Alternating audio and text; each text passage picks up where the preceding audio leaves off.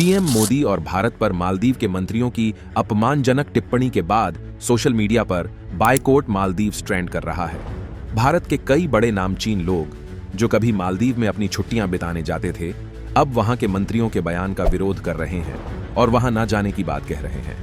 ऐसे में चलिए हम आपको बताते हैं भारतीय सेना के उन जवानों के बारे में जो मालदीव में तैनात हैं। इसके अलावा आपको इस आर्टिकल में हम ये भी बताएंगे कि आखिर ये जवान वहां करते क्या हैं।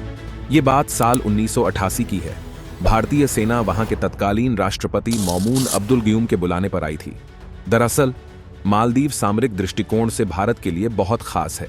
यही वजह है कि भारत किसी भी स्थिति में इस छोटे से देश से अपने संबंध खराब नहीं करना चाहता।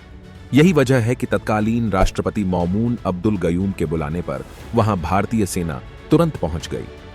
1988 में मालदीव आंतरिक कलह से जूझ रहा था। उस समय तत्कालीन राष्ट्रपति मौमून अब्दुल गयूम के खिलाफ मालदीव के व्यापारी अब्दुल्ला लुथूफी और उनके साथी सिक्का अहमद इस्माइल मानिक तख्ता पलट की साजिश रच रहे थे। एक दिन खबर आई कि अब्दुल्ला लुथूफी और सिक्का अहमद इस्माइल श्रीलंका के चरमपंथी संगठन प्लोट के भाड़े के लड़ाकों के सहारे मालदीव पर कब्जा करना चाह रहे। जब ये लड़ाके देश में घुसने लगे और राष्ट्रपति मौमून को घेरने लगे तो उन्होंने एक सेफ हाउस में छिपकर वहां से सीधे भारत फोन लगाया और अपनी सुरक्षा के लिए मदद मांगी। भारत की मौजूदा राजीव गांधी सरकार ने राष्ट्रपति मौमून अब्दुल गयूम की बात को गंभीरता से लेते हुए कुछ ही घंटों में भारतीय सेना की एक टुकड़ी को हवाई मार्ग के जरिए हुलहुल्ले हवाई अड्डे पर पहुंचा दिया गया। यहां से भारतीय सैनिक राष्ट्रपति मौमून अब्दुल गयूम के सेफ हाउस पहुंचे और उन्हें विद्रोहियों से बचा लिया।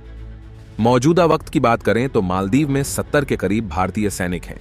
इन भारतीय सैनिकों के पास कुछ टोही विमान है जिससे वो हिंद महासागर की निगरानी करते हैं। इसके अलावा ये सैनिक मालदीव में राहत बचाव कार्य और मेडिकल सहायता पहुंचाने का भी काम करते हैं।